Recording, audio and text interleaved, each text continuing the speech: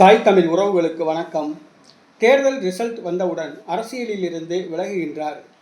தேர்தல் ரிசல்ட் வந்தவுடன் அரசியலிலிருந்து விலகுகின்றார் என்ற தலைப்பில் இந்த காணொளியை நாம் காண்கிறோம். 2026 தமிழக சட்டசபை தேர்தல் முடிவடைந்து விட்டது. வாக்கு எண்ணிக்கை மே மாதம் 4ஆம் தேதி திங்கட்கிழமை காலை 8 மணிக்கு ஆரம்பிக்கின்றது. இந்த தேர்தலில் கூட்டணி கிடைக்காததால் செயற்கையாக ஒரு கூட்டணியை உண்டு பண்ணி தேர்தலை வீராப்பாக சந்தித்துள்ளார்கள் சில தலைவர்கள். அதில் குறிப்பாக 3 பேர்: வேல்முருகன், டாக்டர் ராமதாஸ், சசிகலா. இதில் சசிகலா தனக்கு அரசியல் செல்வாக்கு கிடையாது. ஏறத்தாழ 10 ஆண்டுகளுக்கு பிறகு இவர் அரசியலில் களமிறங்கியுள்ளார். தன்னுடைய சொந்த ஜாதியை நம்பி களமிறங்கியுள்ளார். புரட்சித் தலைவர் பெயரில் ஒரு கட்சியை ஆரம்பித்து வேட்பாளர்களை களமிறக்கியுள்ளார். அந்த வேட்பாளர்கள் யாரும் வெற்றி பெறப்போவது கிடையாது. 5000 வாக்குகள் கூட பெறப்போவது கிடையாது.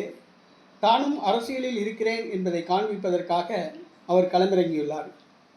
சொந்த ஜாதியை நம்பி களமிறங்கியுள்ளார். ஆனால் சொந்த ஜாதியோ அவரை காலை வாரிவிட்டது என்றே சொல்லலாம். அம்மா மக்கள் முன்னேற்ற கழகம் அதிமுகவுடன் கூட்டணி வைத்ததால் முக்குளத்தோர் அதிமுகவுக்கு வாக்களிக்கவே வாய்ப்புண்டு. சசிகலா நடுத்தருவில் விடப்பட்டுள்ளார். வாக்கு எண்ணிக்கை அன்று சசிகலா எவ்வளவு வாக்குகள் வாங்கிறார் என்பது தெரிய வரும். 5000 வாக்குகளுக்கு மேல் அவருடைய வேட்பாளர்கள் யாரும் வாங்கப் போவது கிடையாது. 5000 வாக்குகளுக்கு குறைவாக சசிகலா வாங்கினால் அவர் அரசியலை விட்டு விலகுவதுதான் அவருக்கு நல்லது. இந்த சூழ்நிலையில் தற்பொழுது அரசியலிலிருந்து விலகலாம் என முடிவு செய்துள்ளார். வாக்கு எண்ணிக்கை அவருக்கு திருப்தி அளித்தால் அரசியலில் தொடர்வார். அதாவது அவர் போட்டியிட்ட வேட்பாளர்கள் 10,000 வாக்குகளுக்கு மேல் வாங்கினால் தொடர்வார். 5000 வாக்குகளுக்கு கீழ் வாங்கினால் அவர் அரசியலிலிருந்து விலக முடிவு செய்துள்ளார்.